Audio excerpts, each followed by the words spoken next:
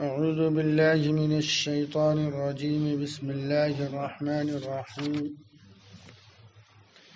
يعملون له ما يشاء من محاريب وتماثيل وجفان كالجواب وقدور الراسيات اعملوا آل داود شكرا وقليل من عبادي الشكور فلما قضينا عليه الموت ما دلهم على موته إلا دابة الأرض تأكل من سأته فلما خر تبينت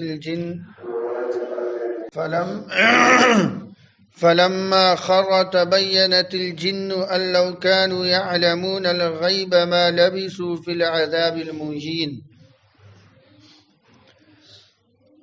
حضرت سلیمان علیہ السلام کا ذکر چل رہا ہے کہ اللہ تعالیٰ نے سیدنا سلیمان علیہ السلام کے لیے جنات کو مسخر کر دیا تھا۔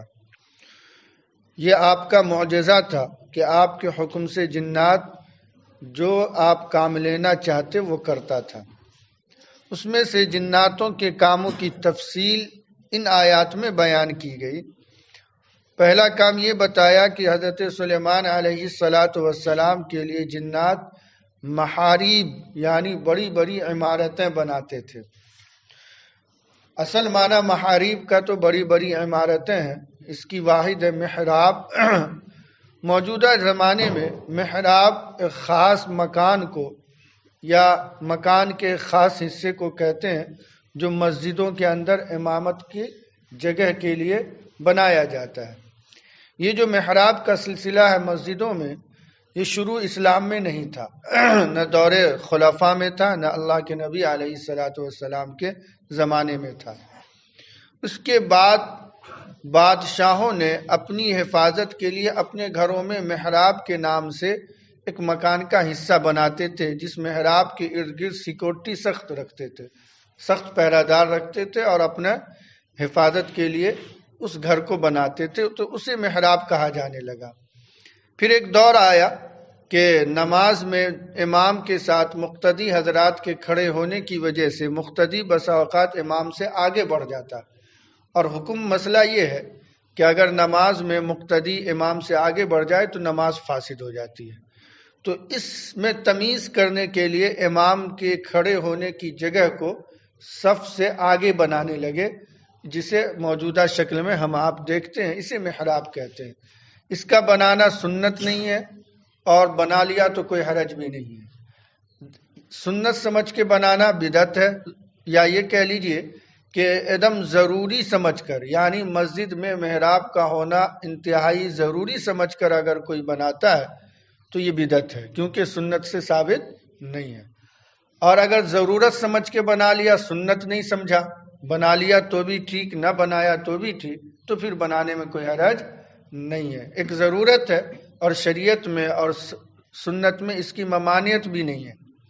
کوئی بھی عمل جو حضور علیہ السلام سے ثابت نہ ہو، یا دور خلفاء اور دور صحابہ میں ثابت نہ ہو، اور اسے کیا جائے، اس کے کرنے میں شریعت سے کوئی ممانعت بھی نہیں ہے، اور اس کی کوئی اجازت بھی نہیں ہے، تو کر لینے میں کوئی حرج بھی نہیں ہے۔ ضرورت کے مطابق انسان کر سکتا ہے۔ آج ہمارے سہولت کے لیے بہت سی چیزیں ایجاد ہو گئی۔ موبائل ہے، دور صحابہ میں بھی نہیں تھا، دور صحابہ تو دور ہے، یہ حال کے زمانے تک نہیں تھا، اور اس کا کہیں شریعت میں ذکر بھی نہیں ہے، اور نہ اس کی ممانعت ہے، اور ہماری آج کی ضرورت بن گئی، تو اس کے استعمال اور اس کے خرید و فروخت میں کوئی حرج نہیں ہے۔ ہاں، جو لوگ اس کا ناجائز استعمال کرتے ہیں غلط کاموں میں، تو وہ غلط ہے، تب تو وہ ہر چیز کا جو غلط استعمال آپ کریں گے تو غلط ہے۔ چاقو ضرورت کے لیے اگر کسی کو آپ قتل کے لیے استعمال کریں تو چاقو کا کیا قصور؟ قصور تو ہمارا ہے۔ تو ایسے ہی موبائل اور کوئی بھی چیز، ہاں اسے سنت سمجھ لینا یہ بدعت ہے، چونکہ سنت تو ہے نہیں، یا ضروری سمجھ لینا کہ نہ کرنے پر گناہ ہوگا، یہ بھی بدعت ہے۔ تو پہلا کام جو جنات حضرت سلیمان علیہ السلام کے لیے کیا کرتے تھے، وہ محراب بنانا، یعنی بڑی بڑی عمارتیں بنانا، وتماثیل اور مورتیاں بناتے تھے۔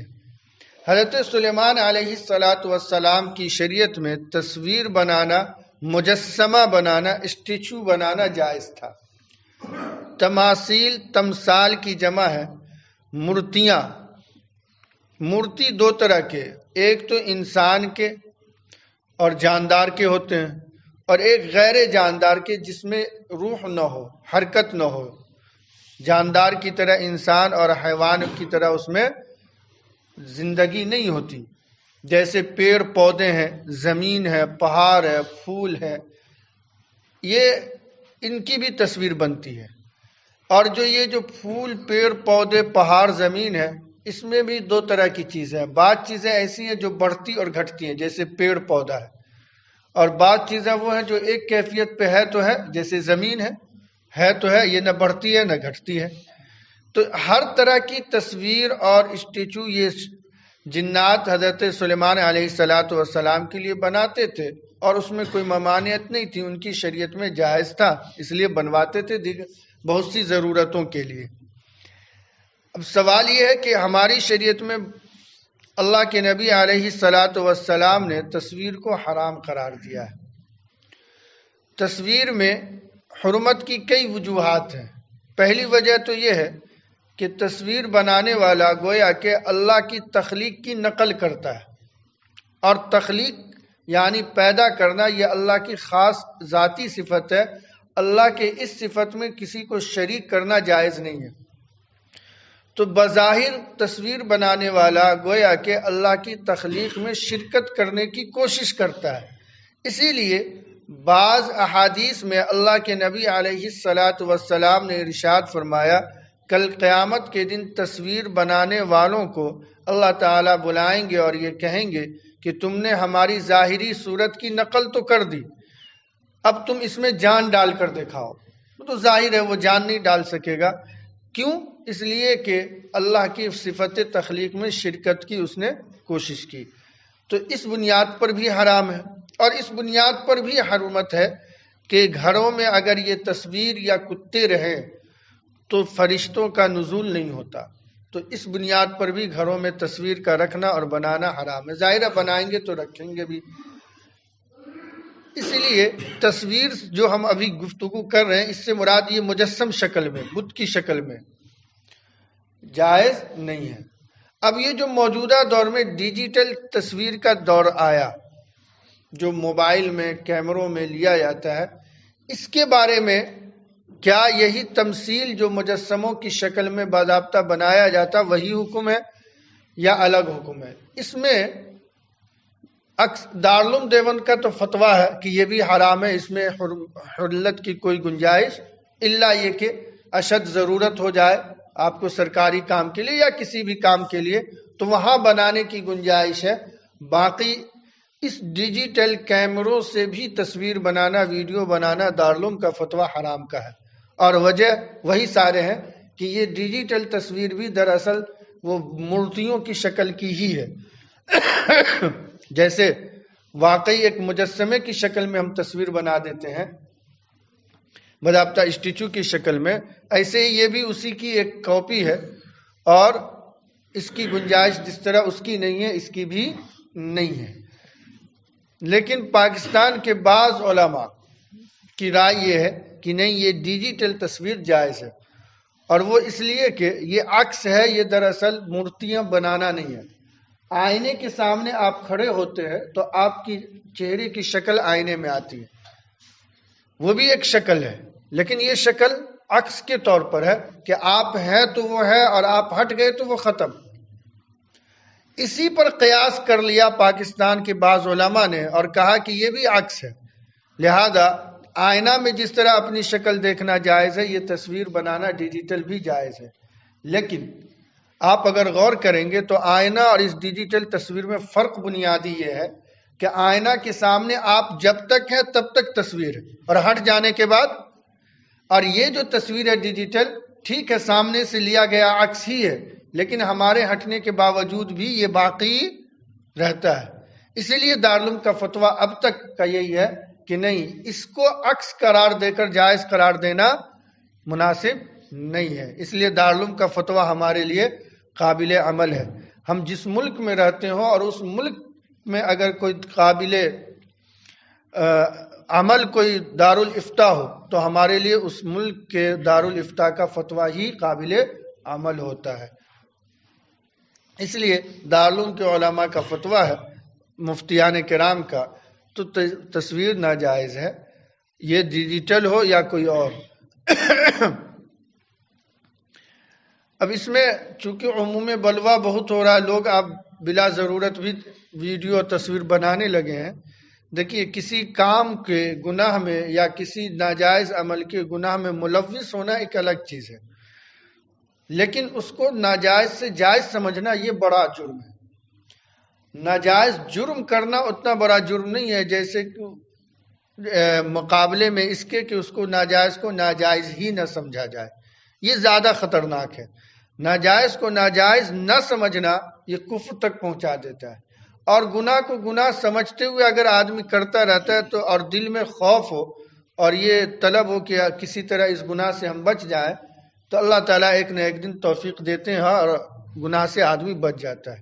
اس لیے اگرچہ ہم آپ بھی کھنچا لیتے ہیں، ہم خود ابھی یہاں آپ کو مسئلہ بتا رہے ہیں، فتویٰ سنا رہے ہیں اور ہم بھی کھنچا لیتے ہیں اور کھینچ لیا جاتا ہے، تو یہ کھینچ لینا کھنچا لینا یہ حرام ہے، اس میں کوئی شک نہیں ہے. ہمیں اس کا احساس رہنا چاہیے اور جب تک ہمارے مفتیان کرام کا فتویٰ نہ آئے تب تک ہمیں حرام ہی سمجھنا ہے. مفتیان کرام جو فتویٰ دیتے ہیں کسی حلال کو حرام نہیں بناتے، فرق سمجھیے گا، اور نہ حرام کو حلال کرتے نہ حلال کو حرام. وہ کرتے کیا؟ دیکھیے جتنے بھی مسائل اخذ ہوتے ہیں قرآن و حدیث سے ہوتے ہیں. قرآن و حدیث سے اخذ کرنے میں بسا اوقات آدمی اس معیار تک نہیں پہنچتا ہے جہاں تک پہنچنا چاہیے، اس سے نیچے ہی تک رہا اور اس سے نیچے تک ہی بات سمجھ میں آئی تو وہ مسئلہ قابل عمل کیا. ایک دن آیا کہ آدمی کا علم اور بہت سے مفتیان کرام جب بیٹھ کر اس پر غور و خوض کیا تو سبوں کے غور و خوض کرنے سے علم و حکمت کی نئی باتیں کھلتی ہیں اور اللہ تعالیٰ نئی باتیں ڈالتا ہے. پھر اسی قرآن اور حدیث کی آیت میں کچھ گنجائش نکل آتی ہے کسی نہ کسی وجہ کر کے تو مفتیان کرام کی رائے بدل جاتی ہے. ایک زمانے تک ان پر غور نہیں ہوا. مثلا جب شروع زمانے میں لاؤڈ سپیکر پہ اذان، لاؤڈ سپیکر نکلا تھا تو اس زمانے میں بہت سے علماء کا فتویٰ آیا کہ لاؤڈ سپیکر پہ اذان دینا جائز نہیں، اس پہ نماز پڑھنا جائز نہیں. ایسے ہی جب پریس، یہ جو پرنٹ کی شکل میں پریس جب آیا اور کتابیں پریس سے چھپنے لگی تو اس زمانے کے نئے دور کے علماء کا فتویٰ آیا کہ یہ پریس سے کتابیں چھاپنا دینی جائز نہیں ہے. اب اور آج اسی پریس سے قرآن چھپ رہے ہیں، تفسیر چھپ رہے ہیں اور اسی میک پر حرمین شریفین میں نماز ہو رہے ہیں.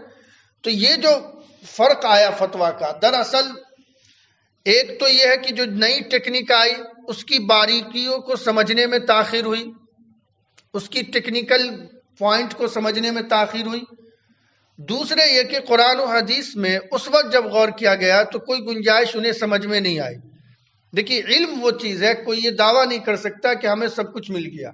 قرآن کریم نے اللہ کے نبی علیہ الصلاۃ والسلام کو کہا وَمَا أُوتِيتَ مِنَ الْعِلْمِ إِلَّا قَلِيلًا، اے نبی آپ کو جو علم دیا گیا وہ معمولی ہے.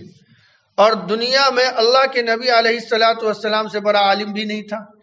تو جب نبی کے علم کے بارے میں یہ کہا گیا کہ آپ کو تھوڑا علم دیا گیا تو ہم جیسے چنی چنا کی کیا حقیقت ہو سکتی ہے؟ کوئی بھی شخص اگر یہ دعویٰ کر دے کہ میں سب سے بڑا جانکار ہوں تو اس سے بڑا جھوٹا بھی کوئی نہیں ہے. موسیٰ علیہ السلام کا مشہور قصہ ہے کہ موسیٰ علیہ السلام نے کہہ دیا، ایک موقع پر تقریر کی، لوگوں میں بڑا اثر ہوا. لوگوں نے پوچھا حضرت دنیا میں آپ سے بھی بڑا کوئی جانکار ہے؟ کہا نا، سب سے بڑا جانکار میں ہوں. اللہ تعالیٰ نے سورہ کہف میں تفصیلی واقعہ ہے، اللہ تعالیٰ نے کہا نہیں، آپ کا یہ کہنا کہ میں سب سے بڑا عالم ہوں یہ مناسب نہیں ہے، جائیے حضرت خضر کے پاس ان سے علم حاصل کیجیے. یہ نبی کو تربیت دی گئی کہ آپ یہ دعویٰ نہیں کر سکتے. حالانکہ نبی اس زمانے میں جس زمانے میں وہ ہوتا ہے اس زمانے کے لوگوں کا سب سے بڑا عالم ہوتا ہے. تو علم یہ وہ شے ہے جس کی کوئی حد اور انتہا نہیں ہے. تو ہوتا یوں ہے کہ قرآن و حدیث میں جو کئی لاکھ حدیثیں ہیں اور کئی ہزار آیات ہیں، ان آیات میں فقہا غور کرتے ہیں اور غور کر کے کوشش کرتے ہیں کہ گنجائش جہاں تک نکل سکتی ہے ان قرآن و حدیث کی روشنی میں نکالے. تو اس وقت تک پہنچنے میں بسا اوقات تاخیر ہوتی ہے. پہنچتا ہے، ایک پیڑھی گزر گئی، دوسری پیڑھی گزر گئی، ریسرچ چلتا رہا اور اس تک پہنچا. جیسے سائنس میں بھی ایسا ہے کہ ایک زمانے تک سائنس نے کہا دنیا بگ بینگ ہے، دھماکے سے ہوا، اور پھر اس تھیوری کی بات کے سائنس دانوں نے غلط ثابت کر دیا کہ نہیں، بگ بینگ سے دنیا نہیں ہے.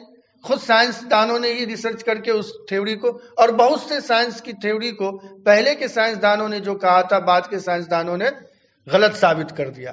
تو جب ریسرچ کا سلسلہ چلتا ہے تو یہ علمی کام میں ہوتا ہے کہ آدمی اس پوائنٹ تک نہیں پہنچا جو حقیقت ہے، اور ایک بات پہلے سمجھ میں آئی تو وہیں پر رک کر وہاں پر ایک بات کہہ دی. لیکن عام لوگوں کے لیے وہی حکم ہے کہ ان علماء نے جو سمجھا قرآن و حدیث سے، اللہ اور رسول کو واسطہ بنا کر دیانت داری کے ساتھ انہوں نے ایک غور و فکر کر کے جو مسئلہ اخذ کیا جس زمانے میں، ہمارے لیے انہی کی تقلید فرض اور واجب ہے، ان کے فتویٰ کو ماننا فرض و واجب ہے. بالفرض اگر کسی درجے میں ہم غلط، علماء نے ہمیں غلط بتایا، اس کے باوجود بھی انہیں ثواب ملے گا، انہیں گناہ نہیں ملے گا. اگر صحیح مسئلہ وہ بتا دیے تو 2 ثواب ملے گا، ایک تو غور و فکر کرنے کا قرآن و حدیث میں، اور ایک صحیح مسئلہ بتانے کا. اور بالفرض اس کے برعکس ہوا حقیقت میں اللہ کے ہاں تو بھی انہیں گناہ نہیں ہوگا، ایک ثواب غور و فکر کا ضرور ملے گا. اور اگر بالفرض ہم نے زندگی بھر ان کے فتویٰ پر عمل کر کے غلط کیا تو ہمیں اس سارے کاموں کا ثواب ملے گا، گناہ نہیں ملے گا. کیونکہ ہم نے جن کو سمجھ کر عمل کیا، صحیح سمجھ کر عمل کیا ہے، تو ہمارا عمل بھی ضائع نہیں ہوگا. تو یہ سمجھنا چاہیے کہ فتویٰ جو علماء دیتے ہیں یہ حلال کو حرام نہیں بناتے، نہ حرام کو حلال بناتے. اس سمجھنے میں اور وہاں تک پہنچنے میں کبھی دیر ہوتی ہے. پہلے اس کے نیچے تک پہنچتے ہیں تو ایک چیز کے حلال ہونے کو کہتے ہیں، پھر آگے بڑھتے ریسرچ ہوا اور بہت سے لوگ بیٹھے اور بات سمجھ میں آئی قرآن و حدیث سے کہ نہیں یہ تو حرام ہونی چاہیے، تو پھر حرام کا فتویٰ آتا ہے. اور کبھی اس کے برعکس ہوتا ہے کہ پہلے حرام کا اور پھر علت کا فتویٰ آیا، جس کی کئی مثالیں آپ کے سامنے دی گئی. تو موجودہ دور میں دارالعلوم کا فتویٰ بہرحال تصویر کشی کا، چاہے ڈیجیٹل ہی ہو، کیمروں کے ذریعے ہی ہو، حرام ہے. اس میں اور پاکستان کے علماء کے بعض علماء اس کے جواز کے قائل، یہ اختلاف. لیکن اسٹیچو کی شکل میں، جو باضابطہ مورتیوں کی شکل میں جاندار کا کسی طرح کا بنانا، اس میں کوئی اختلاف نہیں ہے. اس کے حرمت کا بالاتفاق ہے اور یہ قیامت تک کے لیے. کیوں؟ کیونکہ وہ جو اسٹیچو کی شکل میں ہے اس کے بارے میں صراحت ہے حدیث میں، اس لیے اس سلسلے میں کوئی اختلاف نہیں ہے. بہرحال حضرت سلیمان علیہ السلام کے لیے یہ جنات مورتیاں بھی بناتے تھے، اور چاہے وہ جاندار کی ہو وہ بھی بناتے تھے، غیر جاندار کی بھی بناتے تھے. وجفاء کالجواب وقدور الراسیات، اور بڑے بڑے لگن جیسے کہ ایک حوض ہو، وقدور الراسیات، اور بڑی بڑی دیگیں جو ایک ہی جگہ جمی رہتی تھی. پانی کے لیے رکھنے کے لیے جو ایک ٹب آتا ہے ہمارے دور میں ہم آپ دیکھتے ہیں، اس ٹب کو اتنا بڑا جنات بناتا تھا کہ ایک چھوٹی سی نہر ہوتی تھی وہ پانی رکھنے کے لیے، اور کھانے کے لیے پکانے کے لیے ڈیگ جنات سے بنوایا کرتے تھے. حضرت سلیمان علیہ السلام وہ پہاڑ کو تراش کر ڈیگ بناتا اور وہ وہیں پر ہمیشہ جمع رہتا. یعنی ایسی ٹیکنیک ہوتی تھی کہ اسی کے نیچے چولہا بھی ہوتا تھا اور اسی کے اوپر ڈیگ ہوتا تھا، اور اتنا بڑا ہوتا تھا کہ لاکھوں آدمی کا کھانا ایک ڈیگ میں پک جاتا تھا. اور وہ ڈیگ کبھی اٹھانے بیٹھانے کی ضرورت نہیں پڑتی تھی، نہ چول اس کے لیے الگ سے لگانا پڑتا تھا. اسی پہاڑ اور پتھر کو نیچے چول بنا دیا جاتا اور اسی کے اوپر بڑی بڑی ڈیگیں بنا دیتا تھا جنات. اور بڑی بڑی لگن یعنی پانی رکھنے کے لیے ٹب، کل جواب گویا کہ وہ چھوٹا سا حوض ہو، اتنی بڑی ٹب بناتا تھا پانی رکھنے کے لیے. یہ سب سلیمان علیہ السلام کے لیے جنات کرتا تھا. اور آپ ان چیزوں کو اپنے ورکروں اور اپنے خدام اور اپنے وزراء اور بہت سے لوگ آپ کی خدمت میں جو رہا کرتے تھے سلطنت میں، ان سب کے کھانے پینے پہننے کے لیے رکھا کرتے تھے. اس میں کھانا پکواتے تھے، پانی کا نظم کرواتے تھے.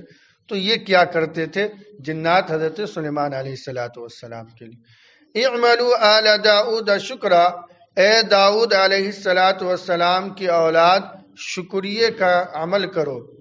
وقلیل من عبادی الشکور، اور میرے بندوں میں تھوڑے ہیں جو شکر گزار ہیں. اللہ تعالیٰ نے سلیمان علیہ السلام پر اپنے ان انعامات کا ذکر کرنے کے بعد اور یہ کہا کہ اب تمہارے اوپر ضروری ہے کہ تم اللہ کا شکر ادا کرو۔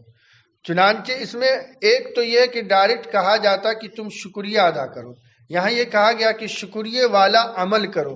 اس سے مفسرین نے یہ مسئلہ اخذ کیا کہ شکریہ دو طرح کا، ایک زبان سے شکریہ کے الفاظ ادا کرنا، دوسرے عملاً شکریہ ادا کرنا۔ اور عملاً شکریہ یہ ہے کہ اللہ تعالیٰ نے جو انعام ہمیں دیا، ہمیں یہ سمجھنا چاہیے دل دماغ سے کہ یہ اللہ کا ہم پر احسان ہے اور اس نے اپنی طرف سے ہم پر ایک فضل فرماتے ہوئے یہ انعام دیا۔ یہ زبانی شکریہ ہے، اور زبان سے الحمدللہ یا جو بھی الفاظ آپ کو یاد ہو کہنی چاہیے۔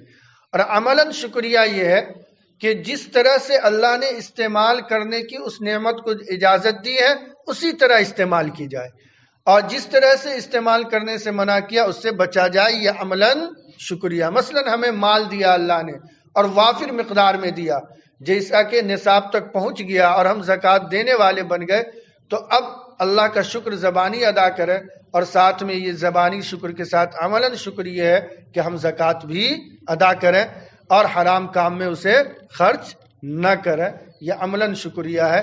تو زبانی کے ساتھ عملی شکریہ بھی ادا کرنا یہ ضروری ہے۔ اس آیت سے مفسرین نے یہ مسئلہ اخذ کیا۔ چنانچہ حضرت داؤد علیہ السلام نے اور سلیمان علیہ السلام نے اللہ کا شکریہ ادا کرنے کا یہ نظام اپنے گھر میں بنایا کہ ہمہ وقت ان کے گھروں میں ہر فرد عبادت میں کوئی نہ کوئی ہوتا، 24 گھنٹے میں ایک لمحہ بھی عبادت سے خالی نہیں ہوتا تھا۔ ایک ترتیب بنا دی گھر کے افراد کو رکھ کر کہ فلاں سے فلاں وقت، فلاں سے فلاں وقت فلاں عبادت کرے گا۔